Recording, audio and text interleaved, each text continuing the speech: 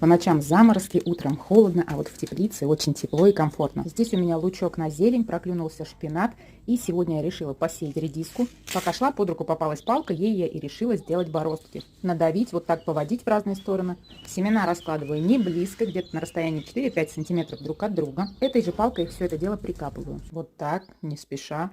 Кошки тем временем пригрелись на солнышке. То ли они играют, то ли они дерутся, кто их знает. А вот тыквами своими я теперь могу только любоваться. Подремонтировала им хвостики, принесла немножко мха. У меня есть стелющаяся туя, и она заполонила в этом году все. Каменную розу нужно куда-то перемещать, а бадан и вовсе не откопаешь. Дома рисую свои любимые овощи, но не для развлечения. Скоро узнаете, зачем. По вечерам сейчас так красиво, хочется убежать от всей суеты, остановиться, сесть на качельке и послушать птиц.